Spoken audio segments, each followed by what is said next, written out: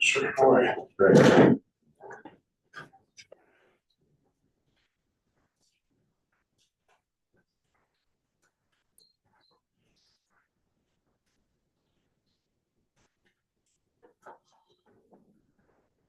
Clock having arrived, we'll officially call the meeting to order. Has the meeting been properly posted and the roll been taken? Yes. All right, thank you. Item number 2, our approval of the minutes. 2.1 is approval of the minutes from the October 7th, 2024 meeting. If there's no additions or corrections, I would entertain a motion to approve those minutes.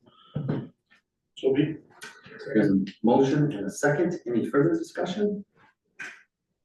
Seeing and hearing none, all those in favor of the motion signify by stating aye. Aye. Opposed, same sign. Motion passes.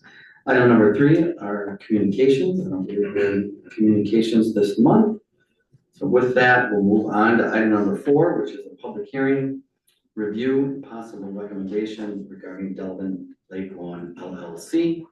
4.1 is a public hearing on the request to consider planned infill development, step 4 precise implementation plan PIP at 2400 East Geneva Street, tax parcel XHCLL 49, located in manufacturing light ML zoning district with a shore land overlay to allow for construction of a clubhouse, outdoor pool, and a parking lot. Again, applicant Delavan Lake Lawn LLC. And as you can see, this is a continuation from last month, as noted on our agenda and in the minutes.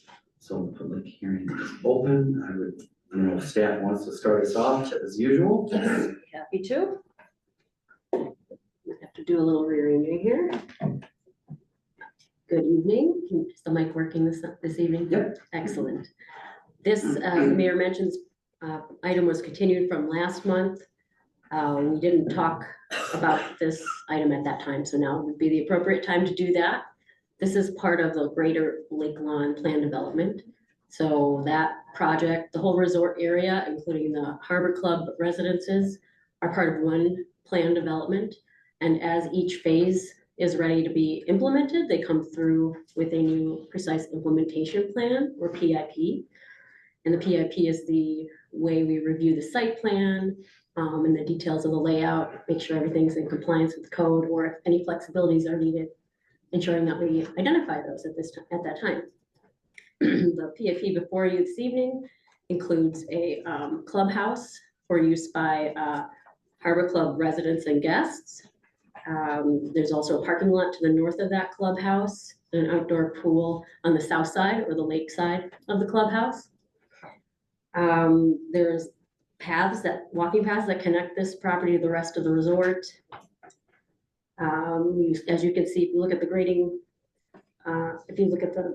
plans, you'll see that the topography of the site slopes downhill, of course, towards the lake. And the proposal is to put native plantings on that steep slope to avoid having to mow there. Let's see. We've got 93 parking spaces in the parking lot, which would serve the clubhouse and any events that would be happening in there.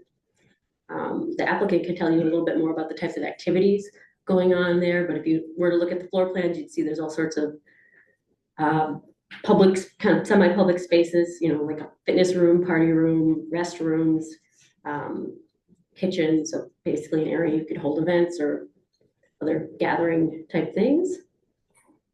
Last thing I'll say is this is a walkout type building, because as I mentioned, there's a slope, so you can enter on the ground level on the north side of the building, and then as you keep walking through the building, you're actually above grade, and there's a walkout lower level at the pool at the lake side of the building.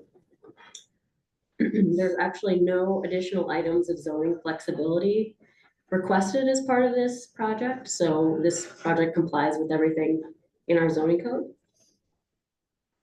As for conditions of approval, we just note that the all light fixtures must just meet the city's dark sky requirements.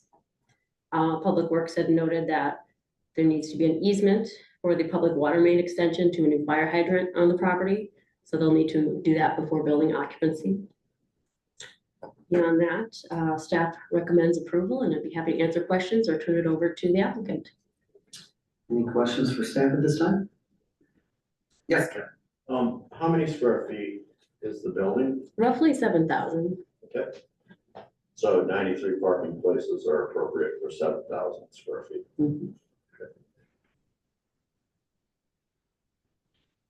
Any other questions? Would the applicant like to add anything at this time?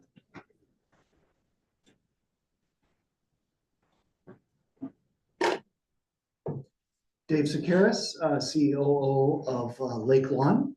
And this is a building and area that's going to be operated by Lake Lawn. It was very important to us that this had a similar look to, that it would blend in well with the rest of the resort facility. This will be managed and staffed by Lake Lawn Management, just like the other buildings on property. So although this is in the parcel that is in the middle of the residential development for the Harbor Club, this particular area that we're talking about is specific to Lake Lawn. So this is going to be used by means of monthly dues that those Harbor Club owners would be paying into for the operation of this and use of this particular area in the pool, as well as marina members, seasonal marina members. And there could be other small resort events or different things that take place there. As Jackie said, the building, it's a little bit less than 7,000 square feet. So we have the parking, we have the pool area outside. It's designated to have one pool area that is just under 2,000 square feet. And then another little shallow, like little play area for younger kids and stuff that can be observed by their those that are watching them. Inside the building, we're planning to have the marina office. So right now we have a temporary trailer that's been down by the launch area during all this development. That trailer, as well as some additional bathroom trailer that we have, those would both be removed when this building is open. So this building has the office, marina office. It will have a small retail store for marina merchandise or apparel. We'll also have the fitness center in there for those individuals I described. There'll be a small food and beverage area that would be able to accommodate not very many people inside, but it's mostly for entertaining around the pool and having snacks and food and beverages around the pool area. We do have another parking area. As Jackie mentioned, we have 93 parking spots, but we also have identified a little smaller area that would be for golf carts. So not likely that somebody in the Harbor Club area that's a resident is going to get out and just pull over there. So either it's walking through the paths or they might take their golf cart. So that's identified as a separate area. That pretty much shows exactly what we were planning for this area and very consistent with what we've showed to this plan commission in the past for what we wanted to bring out. Great. Any questions from commissioners for the applicant? I just have one question, Dave. You mentioned it was, there will be a small restaurant inside the Harbor Club? So there will be a cooling area, a freezer area. There will be a cooking area, burgers, fries, snack items, stuff like that. Inside, the seating is really only for like maybe 20 to 24 people inside. Most of that is going to be serviced for outside server to be able to assist people around the pool. That's where most of that food and beverage would be. Mostly lunch hours and early evening. It's not something that's going to be open to the public from a food and beverage standpoint. Any other questions for the applicant at this time? Thank you. Thank you. Anyone else in attendance this evening that wishes to speak either in favor or against this proposal at this time? None. I would close the public hearing. We move on to item number 4.2, which is consider a planned infill development step 4 precise implementation plan, PIP, at, so it's 2800, that would be 2400 East Geneva Street, tax parcel XHCLL 49, located in the manufacturing light ML zoning district with a shore lane overlay to allow for construction of the clubhouse, outdoor pool, and parking lot. Applicant, again, Delavan Lake Lawn LLC. Mr. Chairman, Yes, can we make sure before we make a motion that we have the address correct? certainly. It is 2400 East Geneva. Thank you. Thank you. Anyone care to make a motion?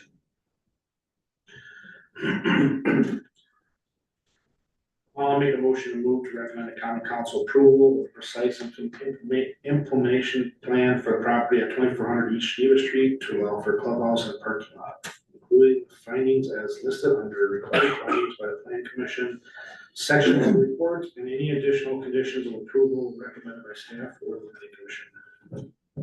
There's a motion. Is there a second? Second. There's a motion and a second. Any further discussion?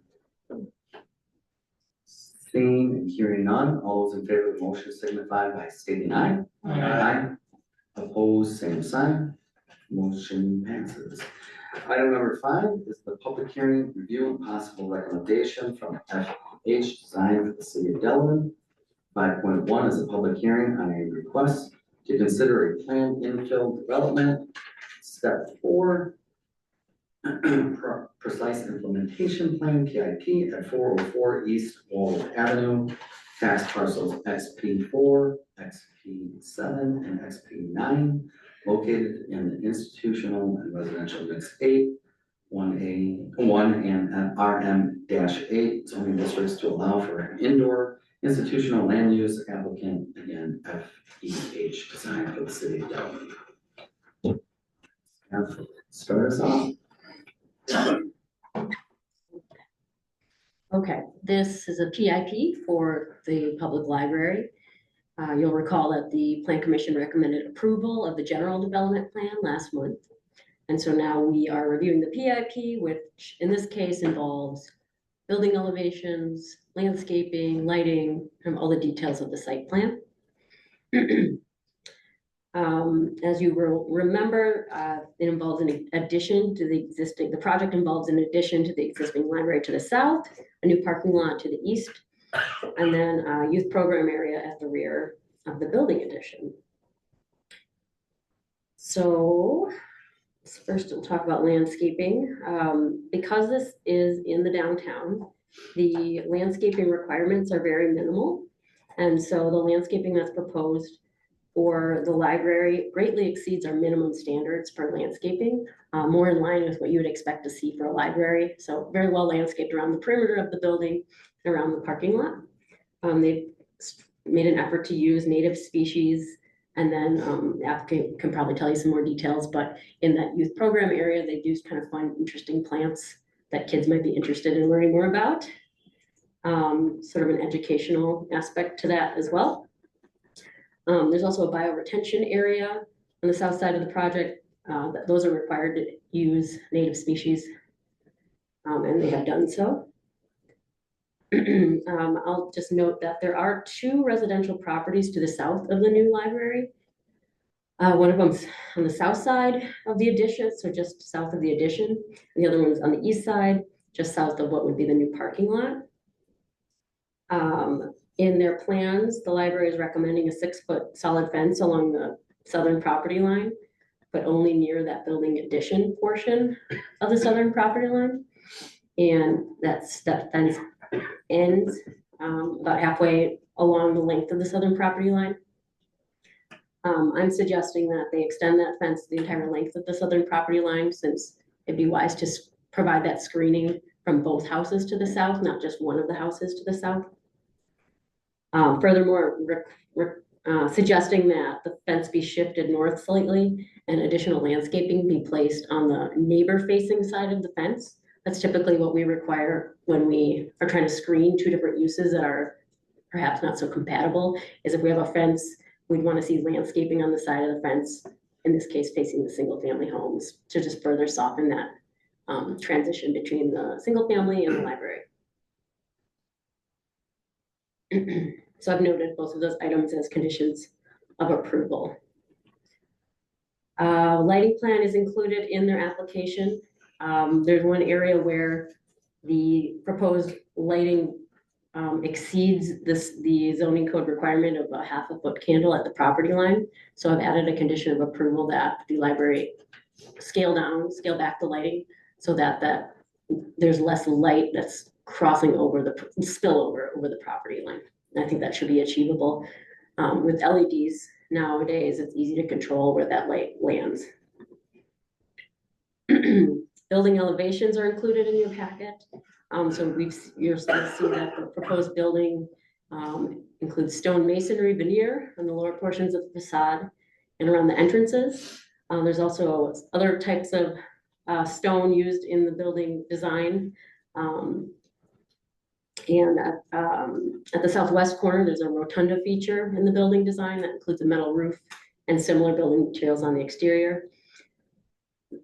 In my opinion, this is going to be very nice and compatible with the historic library building, but not a direct copy. It's clear you can tell what the addition is and what is the original historic building. They're also proposing solar panels on the roof over a portion of the building addition. Staff is also just wants to confirm that there are mechanicals with any big institutional building like this, so roof mounted mechanicals or ground mounted HVAC units. We've noted a condition of approval that those mechanicals be screened in a manner that they can't be visible from the public street. So using solid screening materials and materials that are taller than the mechanicals themselves. They have included signage in the application. So last month we talked about that monument sign, which was approved separately from the plan development.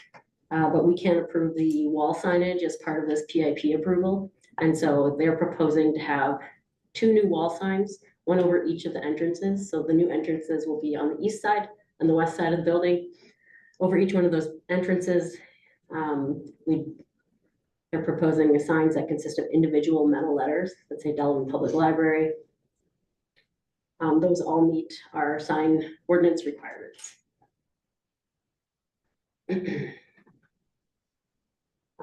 Just a note that building plans will require state review, which will ensure ADA accessibility. And so we're expecting the building to be ADA compliant. So most of those items that I mentioned previously are highlighted as, or included as conditions of approval. So screening the mechanical equipment, extending the solid fence across the entire southern property line to screen both houses to the south, modifying the landscape plan to meet our code.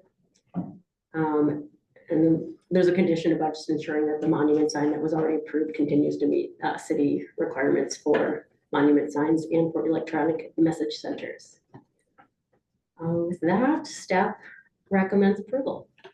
Happy to answer any questions. Any questions from commissioners for staff? Yes, Bruce. I see the parking spots from Family Dollar, it says they're rented. Is there an agreement been completed with Family Dollar? I'm not sure. Somebody else could speak to that. The city does have an agreement with the owner of Family Dollar to move forward with repaving of the parking lot in exchange for an easement to it would allow for that parking. Permanent easement? A council approved agreement? It's been approved to move forward with that concept. The council's approved an agreement To move forward as part of the budgeting process, but yes, for 2000 after the construction of the new building, when? I would assume 2026 at this point. Okay, so the council doesn't have an agreement. What they have is a budget slot for that. Is that correct?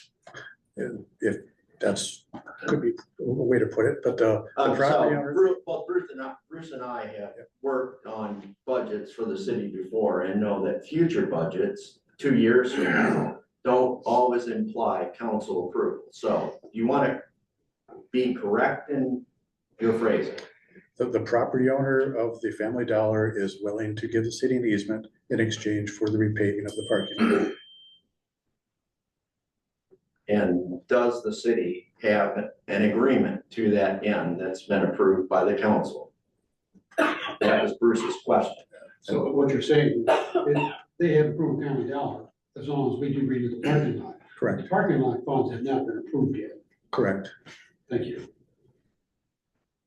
Any other questions for staff?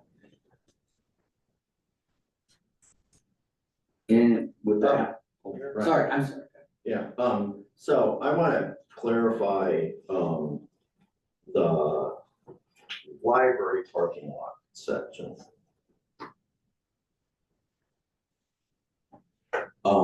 Did we change the distance of the throat of the entrance? Or is it still out of compliance? It's still out of compliance. Okay. Have we added any, handicap parking spaces? Beyond what you saw last month? Yes. No. Okay.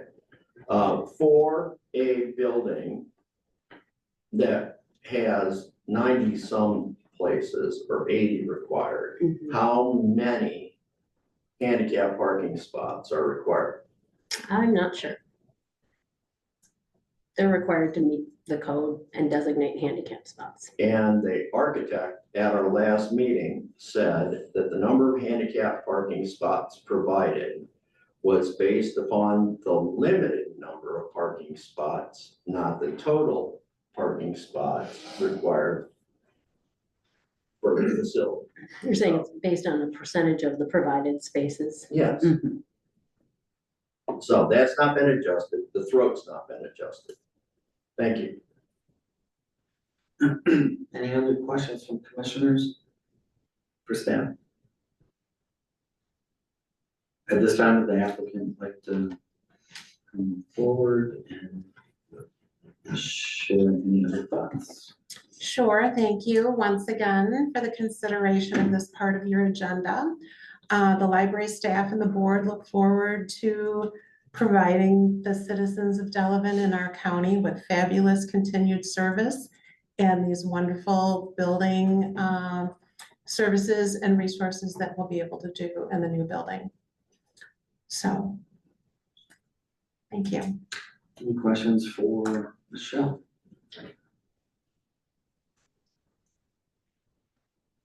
Anyone else in attendance that wishes to speak either in favor or against this issue at this time? If not, I would close the public hearing and move on to item 5.2, which is consider a planned infill development step 4 precise implementation plan, PIP, in 404 East Walworth Avenue, tax parcel XP4, located in the institutional and residential mixed 8-1 and RM-8 zoning districts to allow for an indoor institutional land use applicant FEH design for the city of Delavan. Anyone care to make a motion?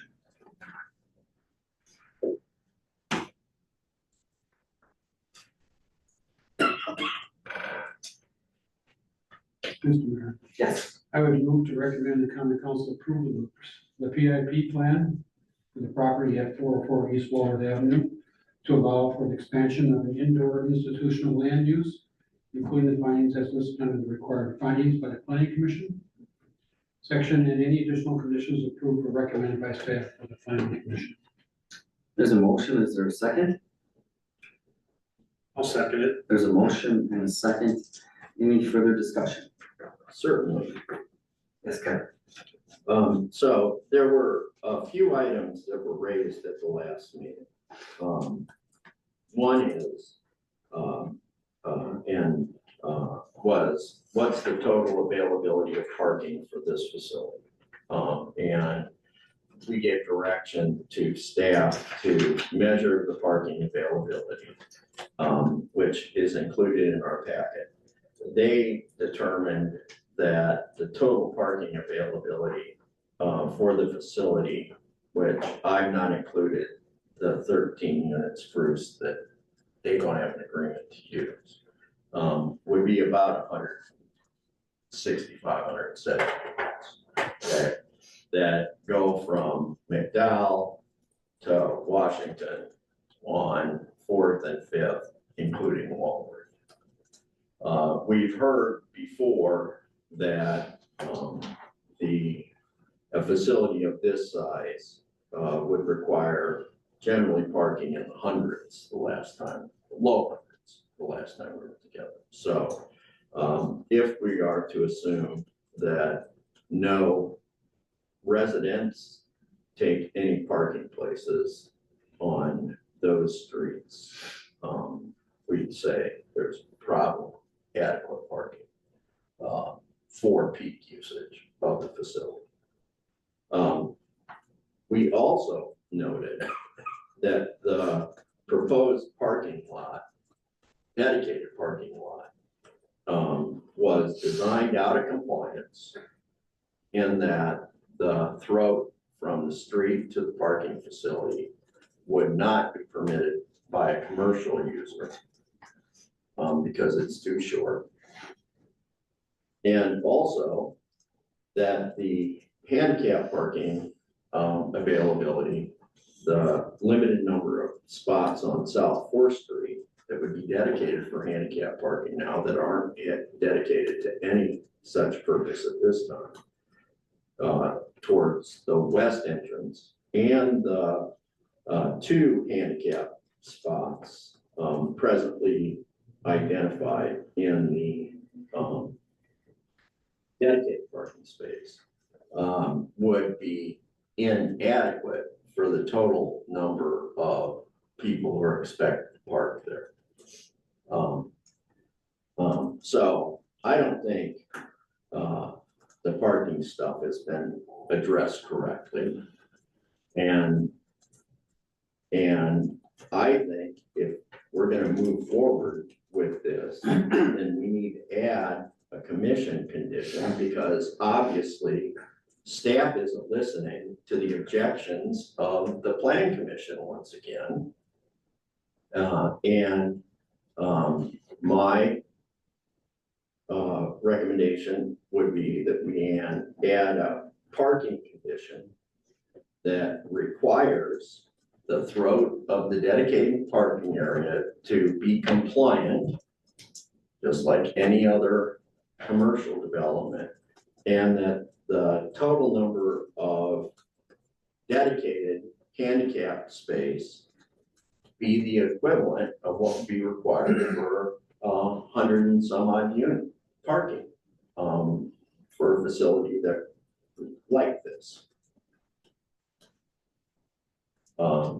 Secondly, as it pertains to parking, I think it's important for the designers to once again decide whether or not it is absolutely critical to the future of this facility that it dedicate 2 parking spaces for EV vehicles when its parking is already limited. And then I think, Mr. Chairman, I'd like to hear further discussion from the commission on the parking area, and then I want to talk about the signage area. Any other discussion as it relates to the parking? I have a question actually for the applicant. Do you have, I know there was a lot of different naming opportunities. Do you? I just want to ask a question about if you have sponsors that have purchased or are willing to sponsor EV. Do you have agreements in place for those 2 spots for the EV parking or not? Actually, we do. We do have a named gift for at least one of the electric car spots. I believe it was a $10,000 gift. So you're, just to be clear, you have 1 out of the 2. I believe that's accurate. I think it's important. I mean, I wanted that to be clear for, at least for me.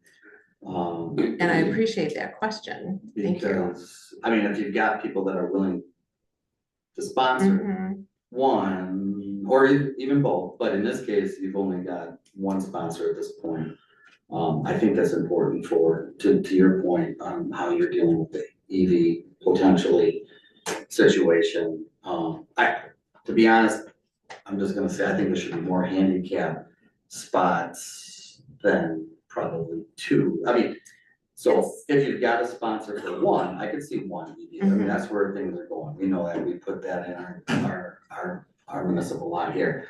For me, you know, certainly, I just think that it should be more accessible to our elderly or handicapped or those that have a temporary disability. Mhm.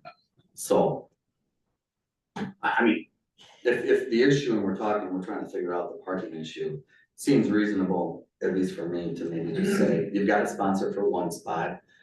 Let's expand the handicap beyond just two. And if that gets people to where they feel a little more comfortable. To be honest, I mean, I think you could even go more than probably 3 handicap spots. But I mean, I would also say the city, recently has certainly taken this issue seriously, and we've added handicap spots within, you know, throughout downtown more than there have been in recent years. And so I'm proud of the fact that we've tried to reach out to this sector more than in recent years. But in the immediate area of the park, So that's where I would be. so I don't know if there were any other comments. Yeah, I don't know, I mean, is there any? All right, let's move So on. I would move to add as a, commission, element. So that's an amendment to Bruce's motion, that we require a total of 8 handicap spots in the PIP. There are already 2 on North Fourth, and I mean 2 on Fourth, and there should be 6 in that parking lot. So that's a motion. Okay, there is a motion, is there a second to that?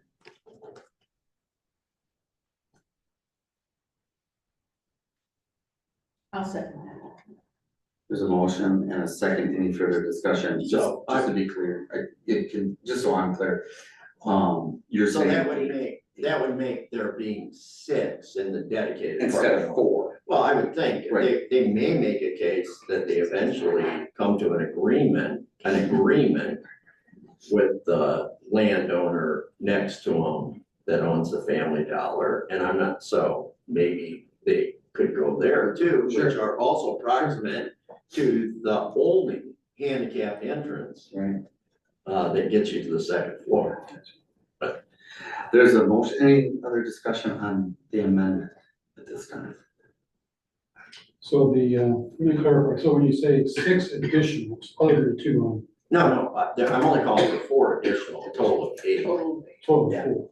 So, they could be added, not necessarily now, but in the future. No, I think for the PIP, they need to be added now.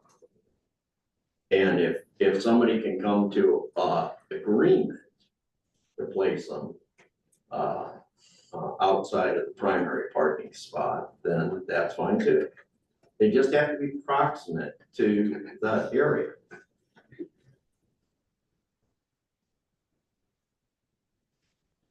Well, Yeah. well, now that I'm actually looking at this parking lot diagram, it looks like the one handicap spot isn't even van accessible, Right. the way it's written up right now. So you have to do 2 things. So that's my first motion. So any other discussion on that amendment? Everyone clear on the amendment?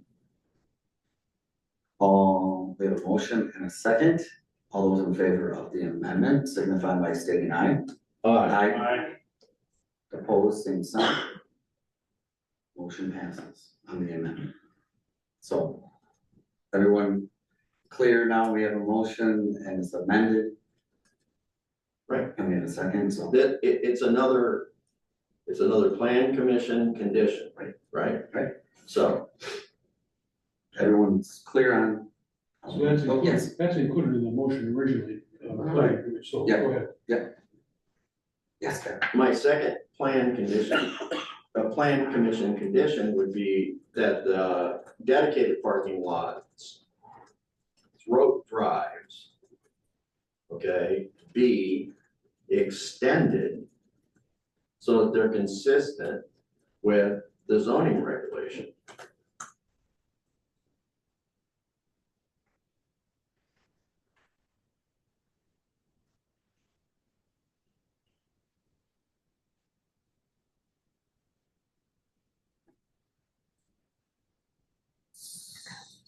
Okay, so making a motion to further amend that as a number 2 condition. Is there a second to that? I'll second the motion so I can ask a question. Okay, there's a motion and a second. Further discussion? So when you extend the throat, what does that do to the island in the middle Yeah, well, And- done, I'm sorry. and other parking stalls down the center? Maybe staff could speak to that. So throat depth is the length of queuing distance you have, so you're driving down Fifth Street, you turn into the parking lot. Once you cross that right-of-way line into the parking lot, distance between that right-of-way line and the first time you either cross a driving lane or another parking stall, the first time you see something, you intersect with something, that length is 25, required to be 25 feet. So the idea is if you have 25 feet before you're gonna encounter someone backing out of a parking space or someone driving in a travel lane. The purpose of the throat depth is that you have a little breathing room when you turn into that parking lot before you encounter another vehicle. We require that to be 25 feet. I don't recall the stacking depth here. I think it was about 18 feet. I can go look that up.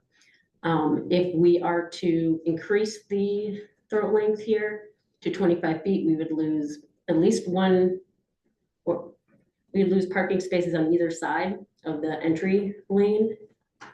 So at least 2 parking spaces. If you also required the exit lane to meet the minimum 25 feet stacking depth, you'd lose at least 1 space on the exit, next to exit.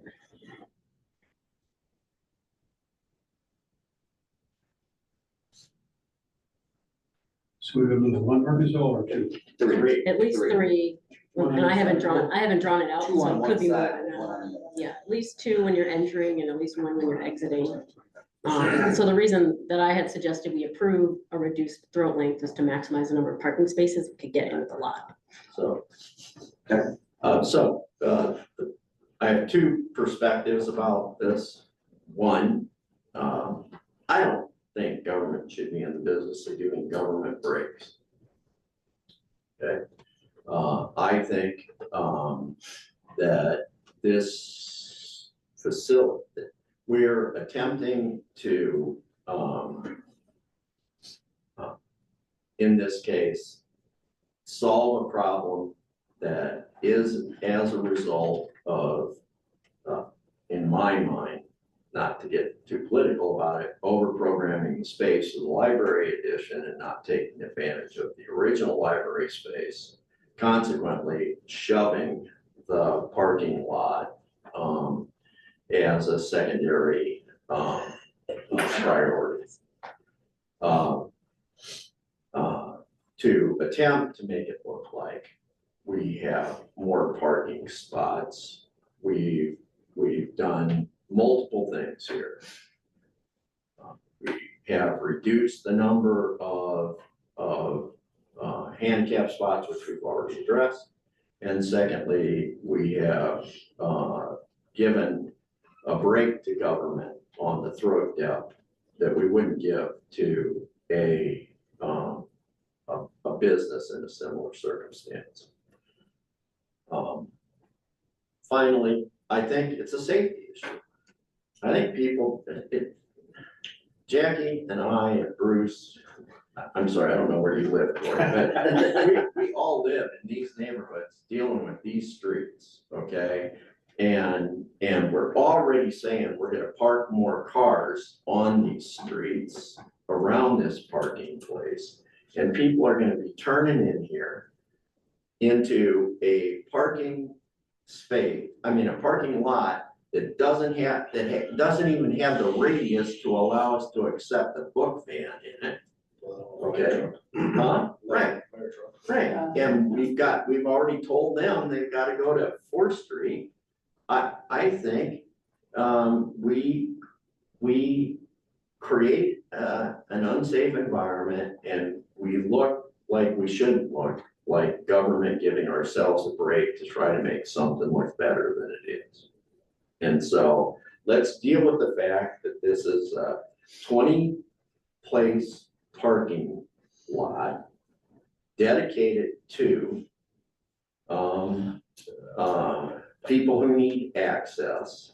And everybody else is gonna be walking to the walking to the library from parking on street or in municipal facilities. That's the honesty. Any other discussion on the amendment? I just have a question about the throat dimensions really quick. I understand the 25 feet for the entrance, but why is there a requirement for the exits for 25 feet? The code is silent on whether it's required for the Okay. exit.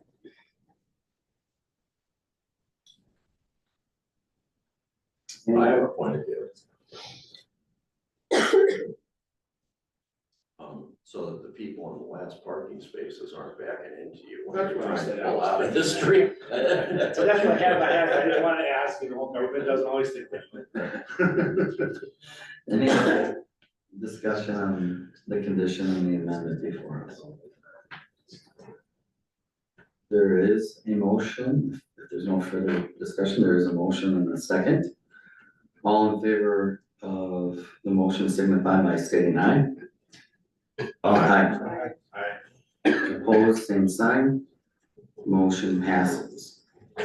So those two conditions have been added to the overall motion.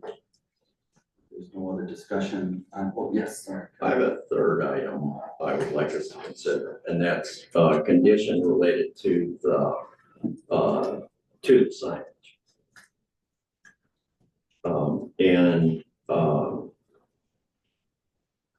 My motion would be to require the signage presently indicated as Delavan Public Library to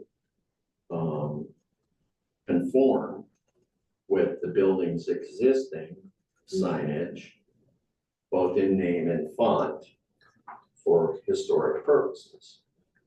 Okay, so right now, the proposed signage is a font which I would characterize as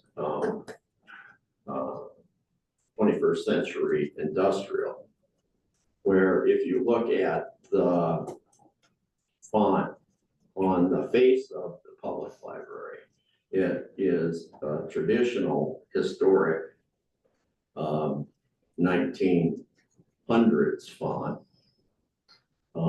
And I think and named Aram, not Delavan. So my motion would be to require the signage for the facility to conform to the existing base signage of the library. There's a motion, is there a second? I'm gonna go ahead and second the motion. There's a motion and a second, any additional discussion?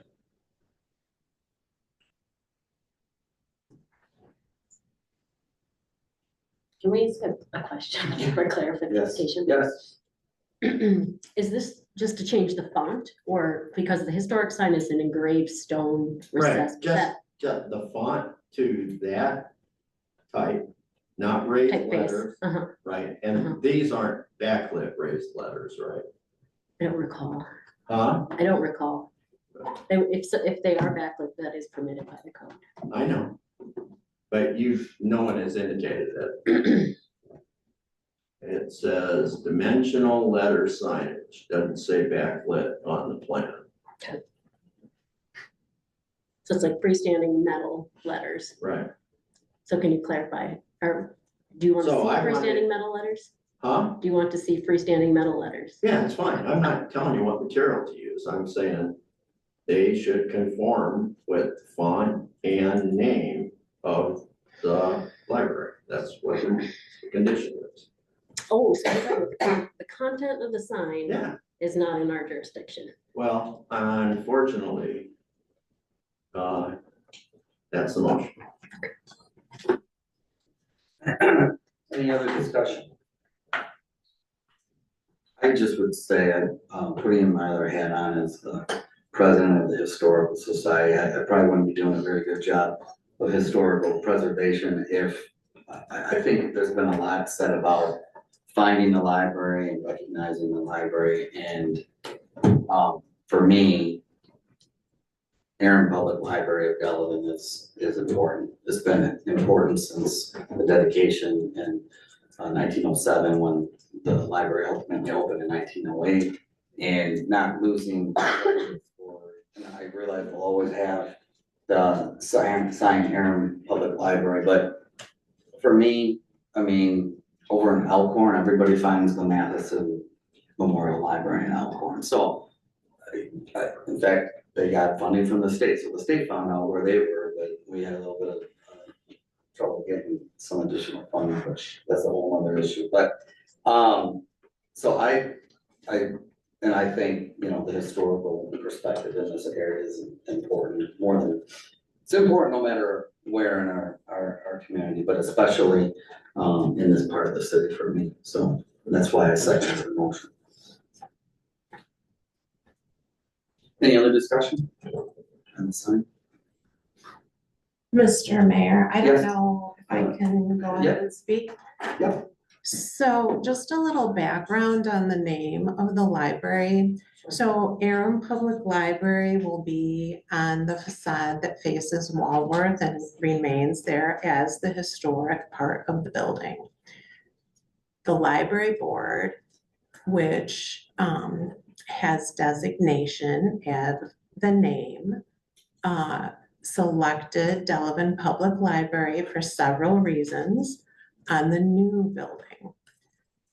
It is our hope and wish to mesh these two institutions into one that'll serve the community very well. I have statistics and reports on how the community finds or doesn't find the library.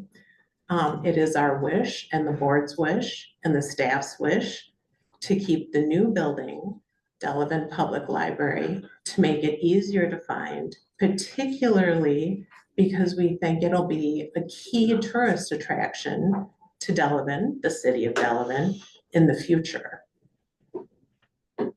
So thank you. Thank you for adding that. Any other discussion? If not, there's an amendment for a third condition. There's a motion and a second. All those in favor of the motion signify by stating aye. Aye. Opposed, same sign. Motion passes. So we have three conditions that were added under the original motion. I think everybody's keeping track along as we go along here, but I put you on the spot for our clerk to maybe just make sure that we've got.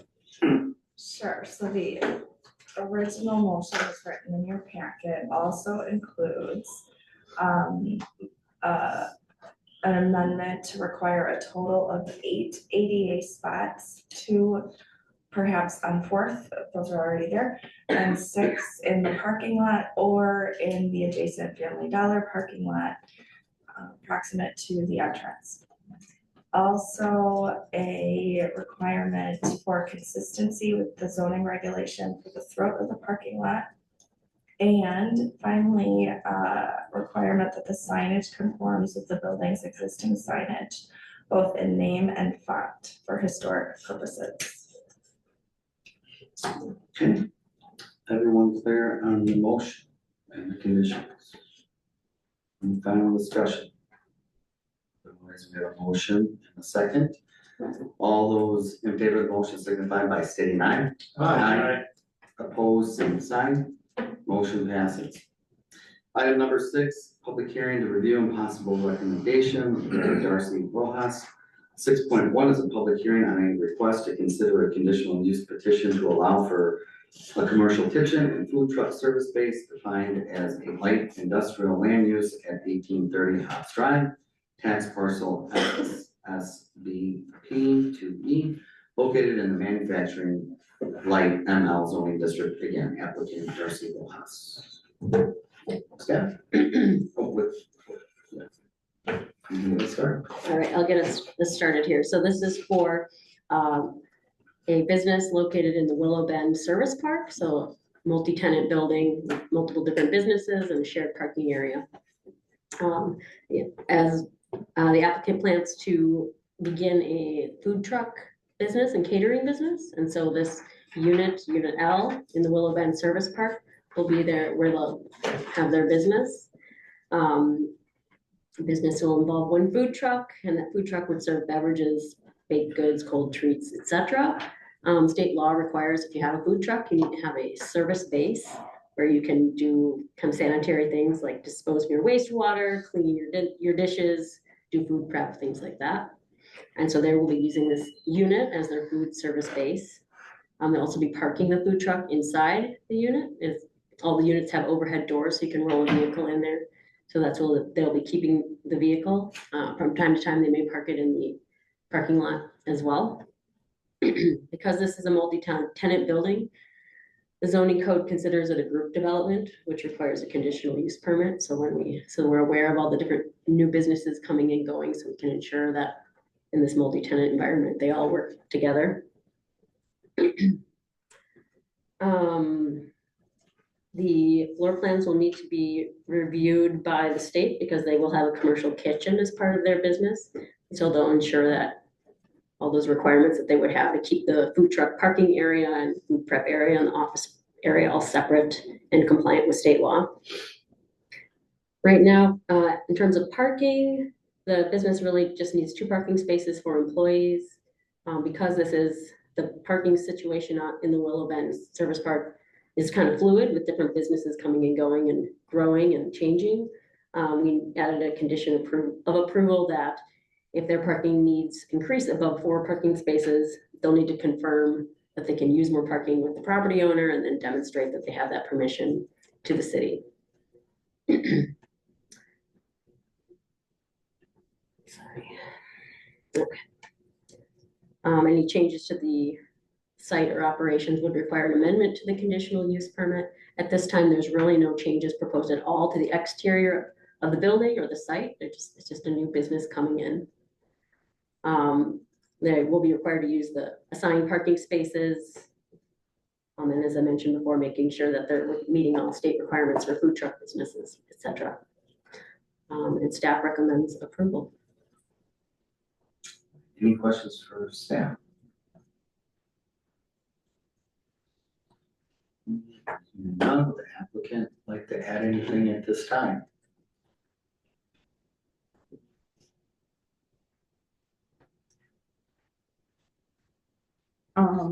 Not really sure what else I should add.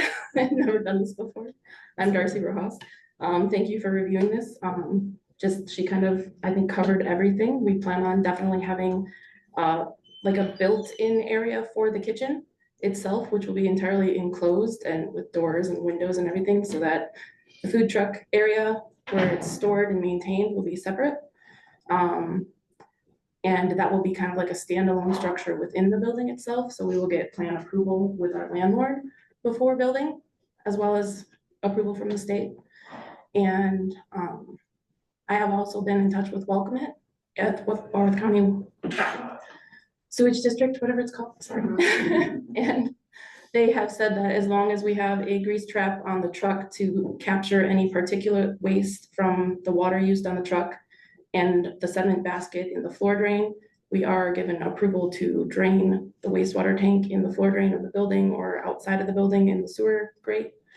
And obviously the kitchen will be built with grease traps as well to prevent any waste getting into the sewer that they do not want. So, and it will be my daughter's business, Mia Rojas. She's 17, she's a senior. She's been working with the Youth Apprentice Program at the DD Tech, learning through simple bakery how to run a food business. And she's been nominated for the President's Scholar Award for the state through DD Tech. And upon graduation, she plans on starting her business here in Walworth County as long as we have a place to do it. So Thank you for adding some additional information. Any questions from commissioners at this time? Seeing, hearing none again, thank you. I have one question. So you talked to welcome that, so that as long as you have a grease trap on the trucks themselves and trap on the drain itself going in welcome it. Like they said, sediment basket So what happens, what do you do with the solids? was what. with The my- solids that comes out of the grease trap, you have a separate service that picks that up? We'll have a dumpster outside of the building and, GFL is who owns it now, will be picking up every week. Anything that we dispose of there. So there's two grease traps. And the grease trap in the kitchen. And then the grease trap on the truck. The grease trap on the truck is, catching the solids before they discharge liquids into their floor drain. My concern was, as with Andy's Candies, solids getting into the waste system, the city is built on a general system. And I wanna make sure that you're doing your part to keep those solids out of the waste system. Yes, yeah, of course. And we'll have minimal particulates and grease on our truck too, because it's not like a taco truck. There's no deep fryers, there's no griddles. It's all like cold sandwiches, maybe paninis, and then like smoothies, frozen treats. Stuff like that. Okay, thank you. Thank you. Any other questions? Otherwise, thank you for, again, adding additional information. Anyone else in attendance who wish to speak either in favor or against this issue at this time? Hello, I am Becky Gallagher. I represent the Delavan Properties Service Park and the Kirschlager family. And the Rojas family has actually been tenants of ours in the past. We have experience with the way they conduct their businesses and manage their employees. We have actually, already discussed a lot of your issues, such as the grease traps and in ventilation and garbages were the number one things. And those conditions are also written into our lease. We're very comfortable with making this venture with them. Thank you. Thank you. Anyone else at this time wish to speak either in favor or against this issue at this time? If not, I will close the public hearing and move on to item 6.2, which is consider a conditional use petition to allow for commercial kitchen and food truck service base defined as light industrial land use at 1830 Hobbs Drive, tax parcel XSBP2E, located in the manufacturing light ML zoning district, applicant Darcy Rojas. Anyone care to make a motion? I'll make a motion to, the common council for approval of conditional use findings is listed on the recommended conditional use findings section in the report, and the conditional use request for a commercial kitchen and food truck service based conditional use for the property located at 1830 Hobbs Drive, Unit L, located in the manufacturing light ML zoning district, subject to the conditions of approval as listed in the report. There's a motion. Is there a second? Second. There's a motion and a second. Any further discussion? Seeing and hearing none, all those in favor of the motion signify by stating aye. Aye. Opposed, same sign. Motion passes. Item number 7, public hearing to review and possible recommendation relating to Star Delavan LLC. 7.1, a public hearing on a request to consider a plan infill development step 4 precise implementation plan PIP at 207-325 South Wright Street, tax parcel XA4527-2, located in the Business Regional BR zoning district with a wellhead protection overlay to allow for an expanded indoor storage plan use. Again, applicant Star Delavan LLC. Staff, start us out. Okay, so this is for the Wright Center Wright Street Shopping Center. The GDP was approved at our last meeting, and so this is a PIP only for the new expanded indoor storage areas. Just wanted to make a note before we go too far is that there were a number of outstanding items from the 2020 approvals. Those were required conditions of approval as part of the GDP, so that's why I'm not bringing them up now, is because we've covered those items. Oops, alright. So, again, this is pertaining to the indoor storage area that was approved to be expanded. There's other site plan changes included in this application. So at request of the city, the applicant has enlarged the landscape art islands in the parking lot, so that they'll be matching the rest of the site and then are more viable for landscaping. The applicant has also agreed to update the existing lighting wall packs to comply with the city's dark sky ordinance. That's been added as a condition of approval. No other changes are proposed to exterior lighting. And then the other issue I wanted to raise was parking. Basically, when the city recommended approval of the new out parcel development, by nature of approving those new developments, we lost parking. And so the applicants provided new parking counts based on those those two out parcels. Basically, lot 4 is the big lot that includes the multi-tenant shopping building and the big parking lot. And the other lots are lot 1, which is I think the O'Reilly Auto Parts, and then lot 2 and 3 are the new out parcel. So when you just look at lot 4, there will be about 299 parking spaces on lot 4. And I did want to correct my memo. I noticed I put the wrong number in the paragraph here. So what I want to do is just clarify. So we regulate parking based on square footage in commercial districts. And so if you just use the square footage of the storage and the potential retail uses in the inline shopping center, we would require 326 parking spaces. However, they're only providing 299 parking spaces. A couple of reasons for that. One, we've added those out parcels, so we've taken away potential parking. And 2, staff's requested that they increase the size of those landscape islands, which resulted in the loss of a few parking spaces as well. So on the surface, we're short 27 parking spaces. I feel that's sufficient. I think as over the last 4 years, we've been talking about how this site is overparked and there's too much parking, and we want to see a reduction in parking. So that's where we find ourselves today. Another note is the O'Reilly Auto Parts is actually 18 spaces above what they're required.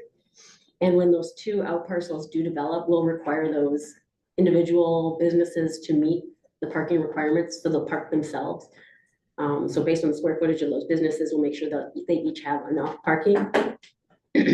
So with the excess from O'Reilly and ensuring that those 2 new out parcels have enough parking, we're really only going to be short. I had it about 10 spaces. So in my estimation, I think that's a sacrifice that we're willing to make in order to see more development occur on the site. And so that'd be an item of flexibility as part of this PIP. Or and that was part of the GDP. I'm sorry. So with that, just a few conditions of approval. Just clarification that no signage was proposed and a separate sign permit application will be required as part of this. Reiterating that the city will not approve future requests for expansion of indoor storage beginning from the date of council approval. And then also noting that this PIP approval shall be for a period of 5 years beginning from the date of common council approval. Staff recommends approval of the PIP. Any questions for the staff? I have one question. I thought originally they talked about the fence that was behind. And then they separated the park from Pugh's. They did, yes. And then I believe part of the GDP approval was to turn that fence responsibility, just confirm that that's the city's responsibility to maintain the fence. So it's the city's responsibility to maintain that fence. Yeah. I thought they offered to maintain that fence for us. They did, but we requested that we remove that requirement for them from the deed. They requested it or we did? Am I describing this right, or did I flip it? You get it. the deed that when the city acquired the property for the park had language in it that the owner of the shopping center could tell the city what to put up, when to put up, and how to fix it, including bathrooms, the fence, and other things. We had, as part of the step 3 approval, was to remove that language so that none of those applied. The fence is on city property, but then it would be up to the city to maintain it or take it down. So it wouldn't be someone else's decision as to what to do with the fence.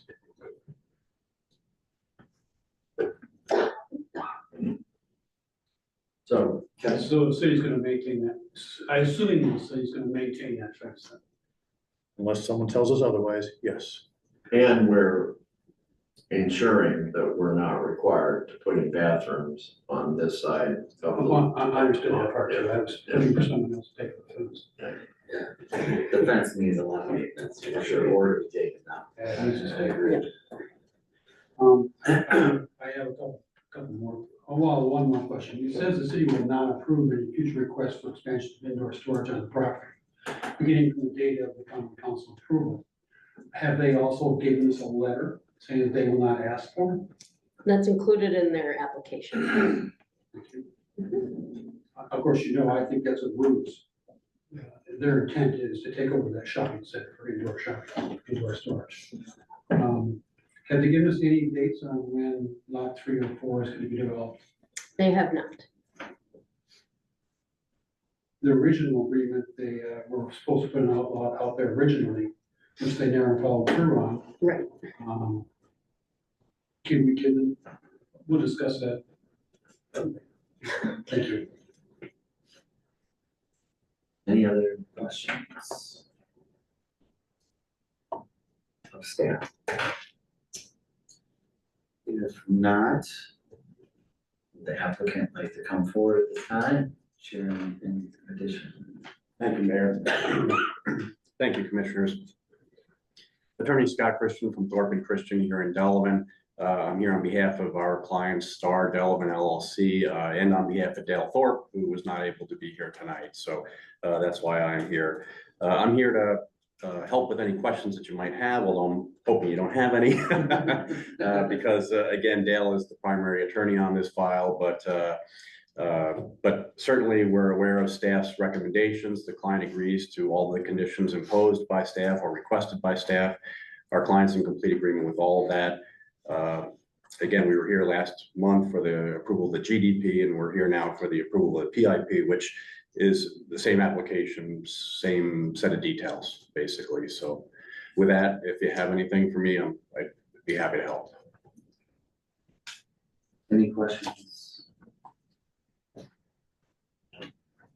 I have a question. Are you aware of any indications for development of lot 3 or lot 4? Honestly, no. I'm only aware of what I've read, which I think was Dale's report to you perhaps last month, that there was an interested party, I believe. I'd have to reread the notes to see, but there wasn't a lot of detail, but there's somebody that apparently has some interest that I understand might be coming to the city for their approvals. Yeah. Any other questions for the applicant?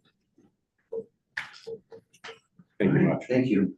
Anyone else in attendance that wishes to speak either in favor or against this proposal at this time?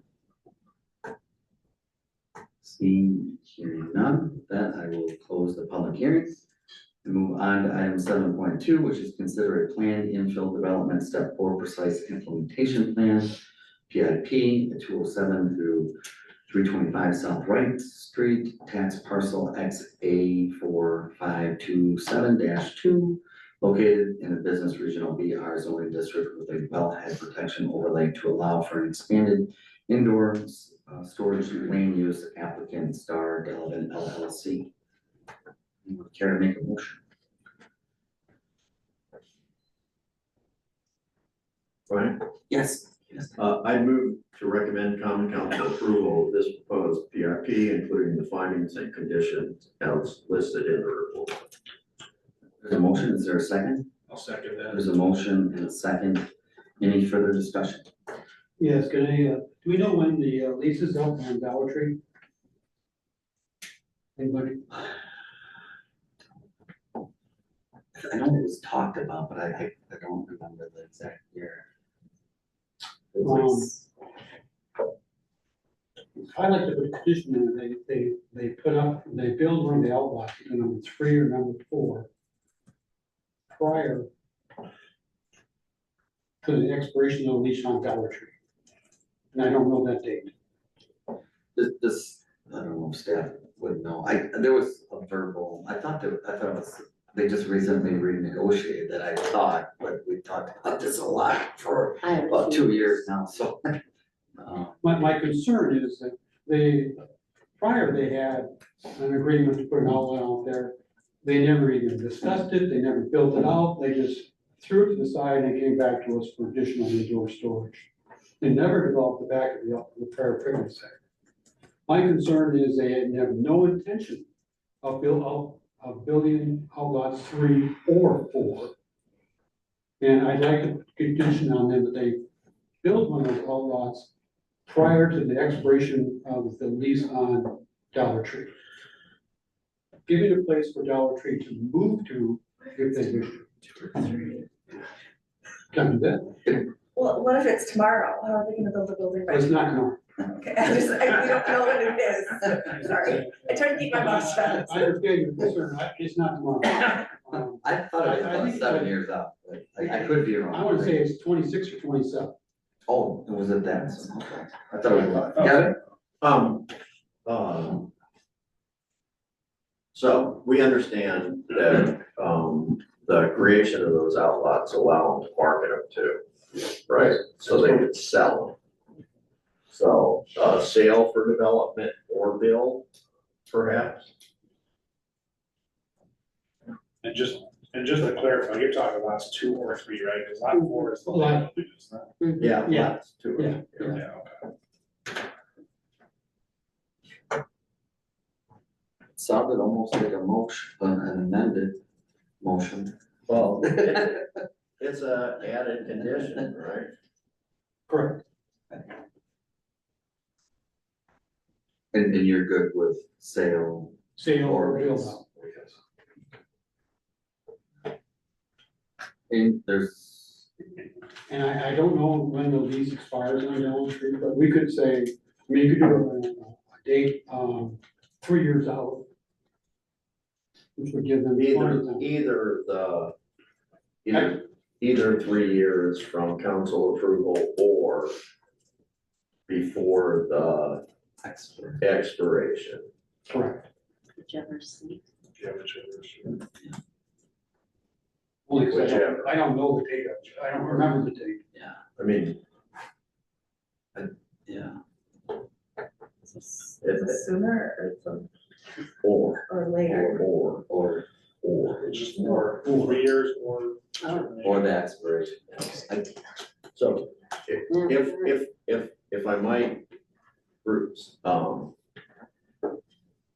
between the time that, the Perkins was scraped and, or put up for sale and the construction was finished, was a period of time potentially longer than the 3 years, right? So when I said or, Andy, it's the most unlimited way that I think you could say.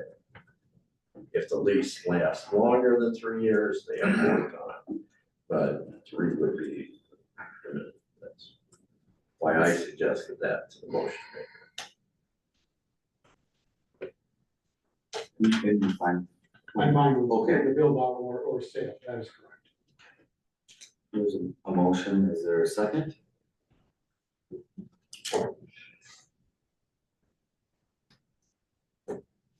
Oh, is there a second? Yeah. What's a second already? I know, I didn't think, we just got to the motion, I thought. So I would say that. Okay. There's a motion and a second. Any further discussion on the condition? Seeing and hearing none, all those in favor of the motion signify by stating aye. Aye. Opposed, same sign, motion passes. So cast on the fifth, correct? Now back to the original motion, there was a motion and second, all in favor of that motion signify by stating aye. Aye. Aye. Opposed, same sign, motion passes. Thanks again for being here, Scott. Thank you. Item number 8 is public hearing, review and possible recommendations, City of Delavan. 8.1 is a public hearing on a request to consider proposed zoning ordinance amendments to create section 13-2-206, parent 8, parent Z, food and beverage vehicles, carts and stands, and said use as a special use to the BR, BL, BC, and ML zoning districts in section 13-2-105 into table 13-3-203, tables of land uses applicant, City of Delavan. Karen? Right. Staff starts on. Okay, so this is a proposed code amendment. We are talking about food and beverage vehicles, carts and stands, so that could include a coffee cart, popsicle cart, taco truck, you name it. For the purposes of today, I'm gonna say food truck, but I'm meeting the broadest possible definition. Currently, the city regulates the food trucks in the municipal code. They're considered mobile food establishments. And the code primarily is oriented to food trucks located in the city's right of way. So in an on-street parking space or other places in the right of way. But there's also language in that part of the code that refers to food trucks on private property and makes reference to a conditional use permit or a review process that's needed for that. And that has created a lot of problems for city staff because there's zoning language in the municipal code and confusion about who issues the permit and what's permitted. And so the cleanest way that we felt to address this would be to address food trucks in the zoning ordinance, establish some ground rules for those, which most other communities that we work in, that I work in do, including other Walworth County communities. And then leave section 7-16 of the municipal code to only deal with food trucks in the public right of way. And there's different approvals and permits that are needed for those. And so keeping those fully separate is just the cleanest way to address it, in my opinion. So what is before us this evening is requirements for food trucks on private property only. So only on private property, which is the purview of the zoning ordinance. So that could include a food truck in a commercial parking lot, perhaps on some open space on a larger lot that would need approval of that property owner. There's a table in the staff report that tries to kind of break down the difference between the rules for mobile food establishments located in the right of way, and then what we're looking at this evening, which is proposed zoning ordinance amendments for food trucks located on private property. The draft language includes various requirements for food trucks on private property. I'll just run through those really briefly here. And then all of these are intended to ensure that the food truck doesn't create a nuisance, doesn't create unsafe conditions, doesn't create problems for neighboring businesses, etc. So for one, we'll be requiring a special use permit, which means that they come into building and zoning and submit an application to T. If they meet all the requirements, T can issue that special use permit. If they move their food truck, they have to get a new special use permit for the new location. Again, the property owner has to have approved the special use permit, so I can't just roll my food truck onto somebody's property without their permission. Food trucks on private property also need to have all of the licenses and meet all state requirements that those in the right of way would need to meet. We've established maximum operating hours from 6 a.m. to 11 p.m. The food trucks cannot obstruct pedestrian, bicycle, or vehicular circulation, including vision triangle or vehicular sight distances. Any food truck activity areas, so if they have seating or if they're selling things just right from the truck, Those must be set back 50 feet from residentially zoned property. Food trucks need to be within the entire parcel boundary and be set back from all lot lines, and they cannot be located in the right of way or in any access easement. Food truck needs to be located on a paved area, so we don't want to see these just pulled up on the lawn. So typically a parking space or another paved area that's outside of vehicular pathways. Like any use in the city, they have to comply with noise limitations, exterior lighting requirements. We've identified that they can have certain types of signs, but not the full gamut of signs that a permanent brick and mortar business would have. And they need to depict any freestanding signs on their site plan so we can ensure they're not in travel lanes or otherwise some sort of nuisance. One thing you don't see in this draft code language are two regulations that are included in your mobile food establishments code. So right now for food trucks in the right of way, the city does not allow food trucks to be located within 750 feet of an existing restaurant. That was, I believe, I was not there when that was developed, but I believe that was intended to protect brick and mortar restaurants from having a food truck just kind of roll up in the parking lot or in the public street right in front of the restaurant and competing with their taking their customers.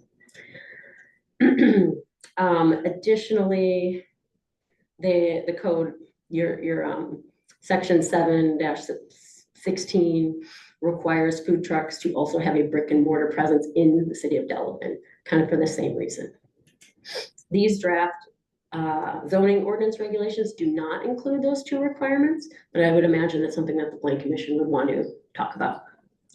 So at this time, the draft language says that you can have a food truck on private property, even if you don't have a brick and mortar restaurant in town, and there's no spacing requirements for where it can be placed relative to restaurants. I think you would expect most restaurants would not approve to have a food truck located on their private property, but other businesses might. This would be, as I mentioned, a special use that would be permitted in all of your business districts and your manufacturing lane zoning district. Okay, any questions for staff? Yes, Kevin. So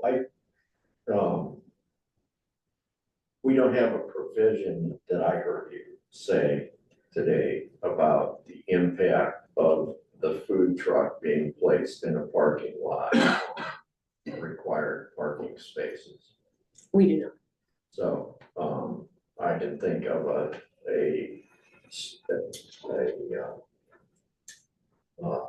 kind of a condo, actually a strip center with dedicated parking per owner on it in the city, where we've previously said we're not gonna allow, for example, rental trucks in front of that facility, right?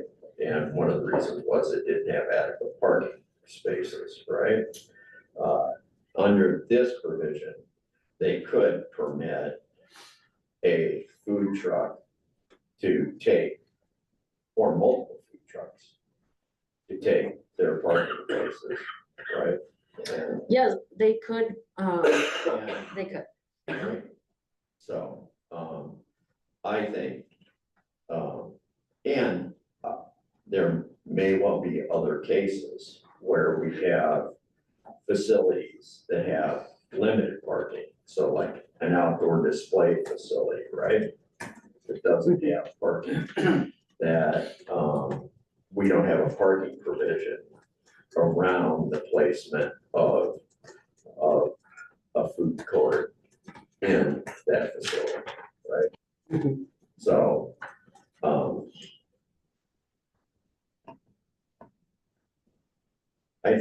I think there are some complications related to how we manage required parking for a food truck in that environment.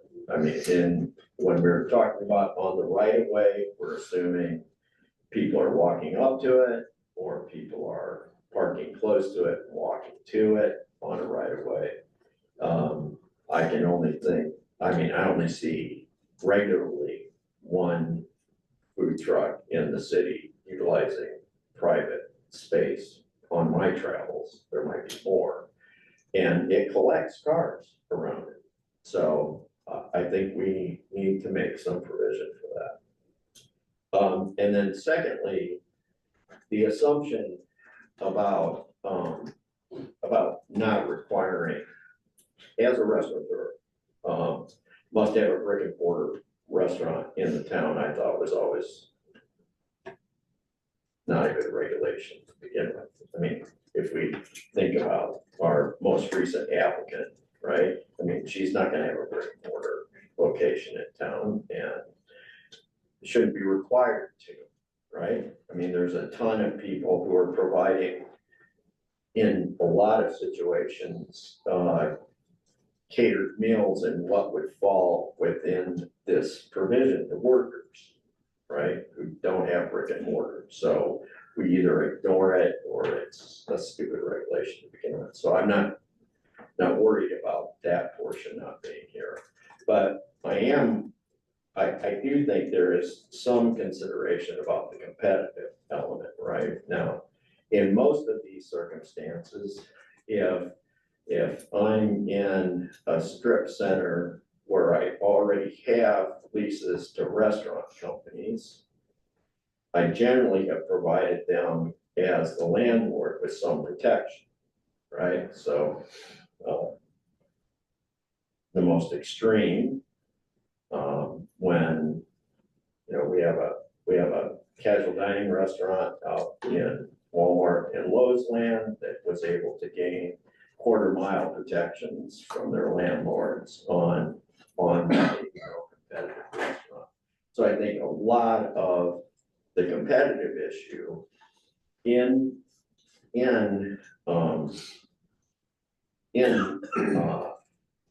those kinds of centers are going to be dealt with, right? So whoever owns the old Shopko Center, right?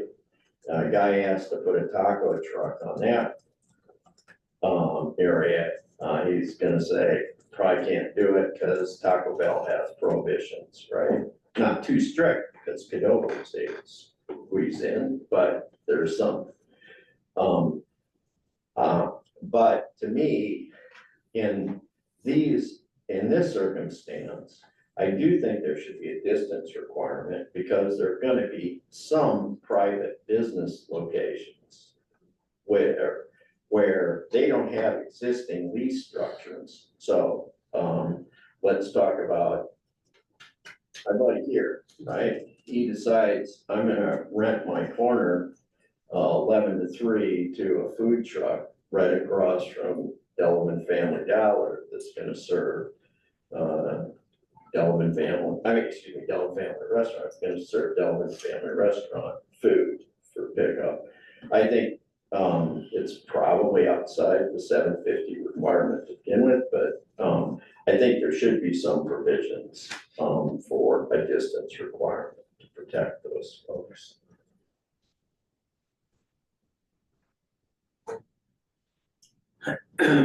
Any other questions, comments for staff?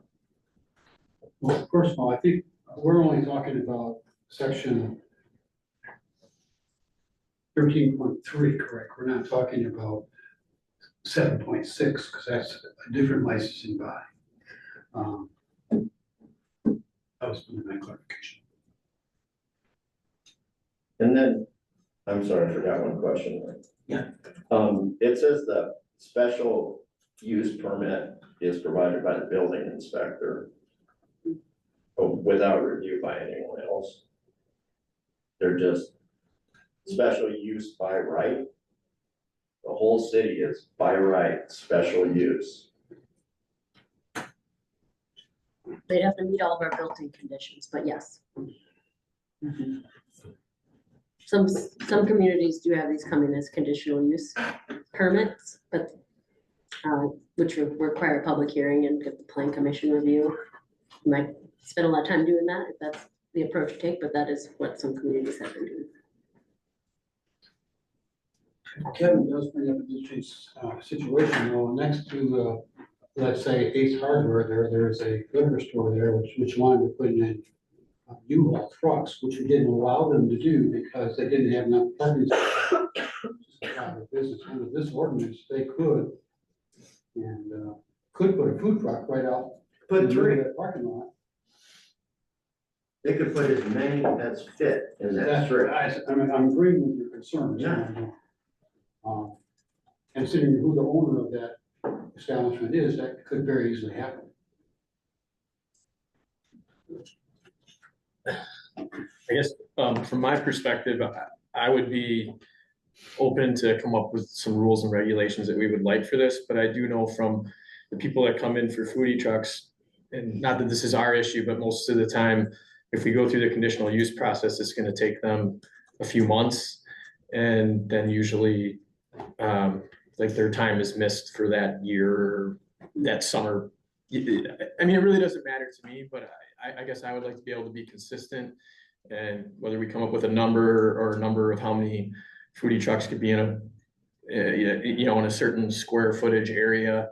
But I do know that it seems, and not that this is our issue, but a lot of these people will give me calls and they'll be like, hey, next month we're looking at doing this. And I'm kind of like, well, if it's gonna be a conditional use, it's gonna probably take them a But while. so that's all the more reason why we should come up with a good regulation, Right, right?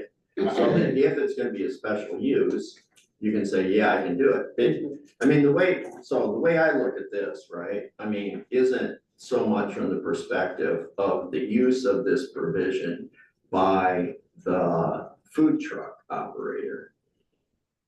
I'm looking at this also from the perspective of the use of this provision from the parking lot owner.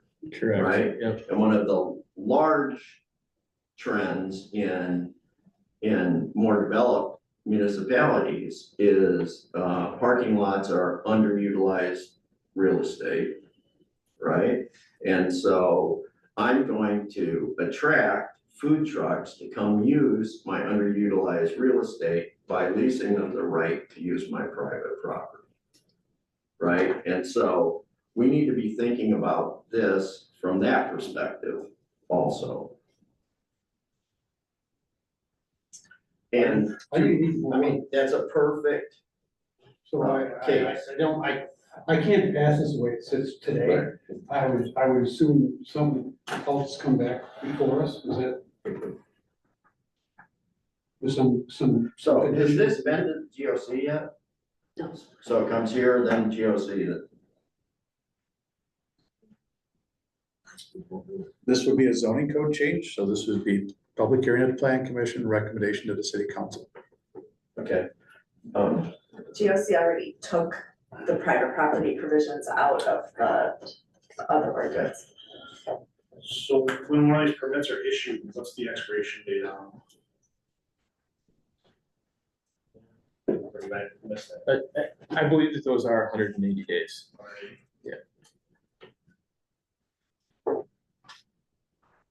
Does this take in account events and things, or is it totally different? Yeah, so like an event, like in the, Maxwell Street Days or whatever? yeah, that is something separate, they're a part of that organization, as long as they're a part of that organization and don't just pull up out of the blue and aren't a part of that event. That organization then has to get permission from you to go forward? No, they already have all that, that's part of their organization, yeah. So we don't have a motion on the table yet? No.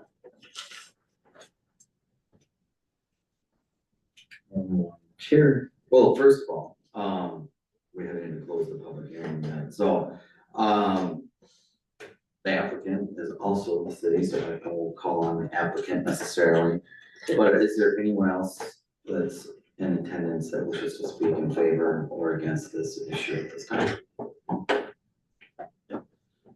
Seeing, hearing none. I could close the public hearing and move on, or do we want to keep it open if we don't feel like we can make a decision tonight? I feel like we've had some discussion, I feel like we could put a requirement. I looked at this too and I was like, yeah, there should be some sort of a requirement.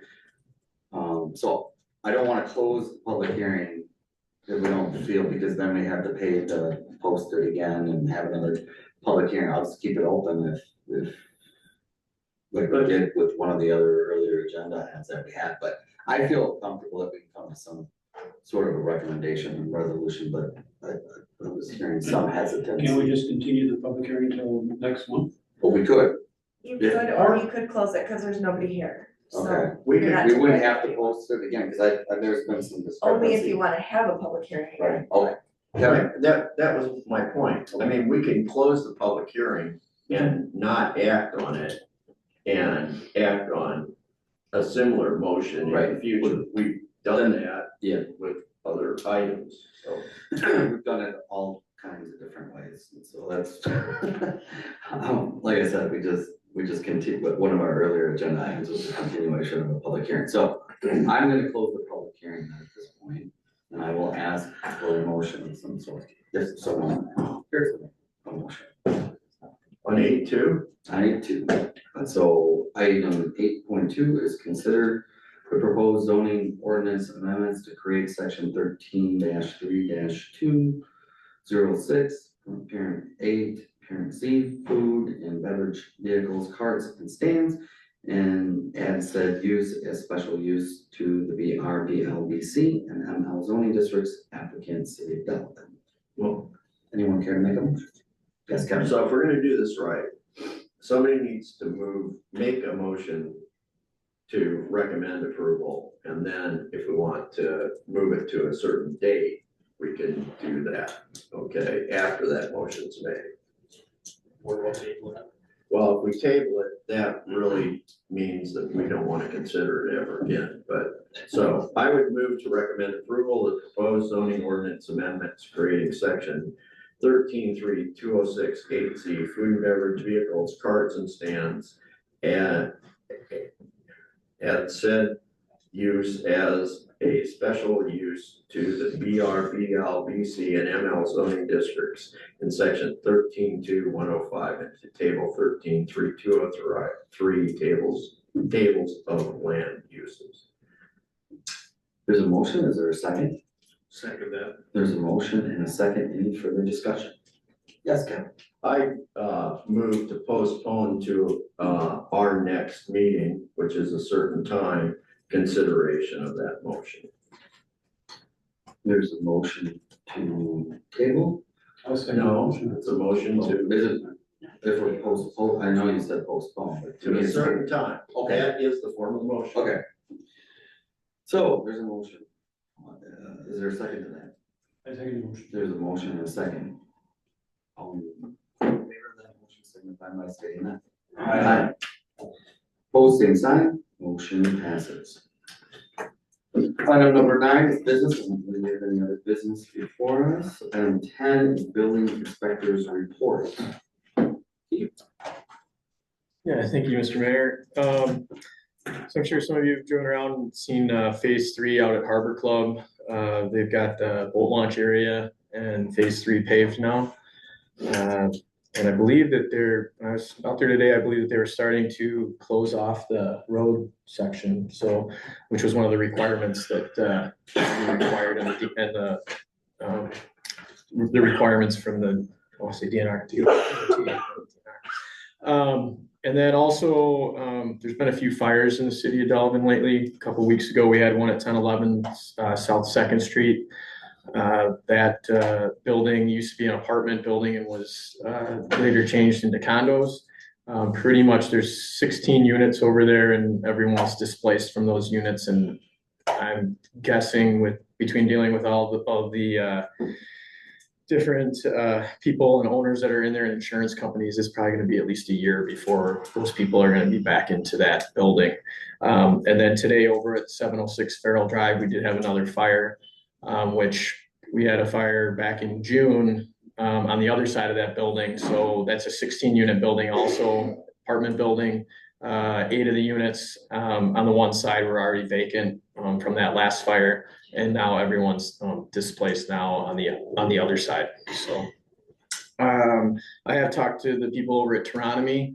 for 1214 Phoenix. And I asked them when they thought they would be renting that space out that they've been working on. And they believe that it's going to be towards the end of January, beginning of February, when they'll be done with, or when they'll hopefully get an occupancy from me if they get that far. And I've also been into Aman's. They're hoping to be open, I believe, by the end of this month, but they're having some issues with getting some refrigeration units that have been on order. So hopefully if that comes in, I know they were hoping to open before Thanksgiving. So otherwise, with the city, with our new single family homes, we're at about 43 homes this year so far. Most of our lots are kind of filling up behind the high school. And Arbor Ridge, I would say half of those lots have been filled. And over at Harbor Club, they said that they've been slowing down with any new purchases right now, and they're hoping with phase 3 opening soon that they'll get some interest. I know that they have had some interest, but no permits. They think that most of the permits will be getting pulled in the spring. So. Any questions for Tim? Thank you, Tim. Thank you. There being no other business to come before us, I would entertain a motion to adjourn. So, There's a motion, is there a second?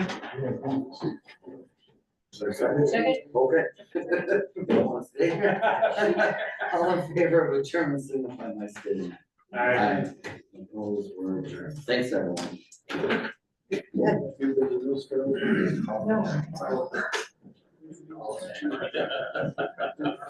I knew, but it's up there somewhere.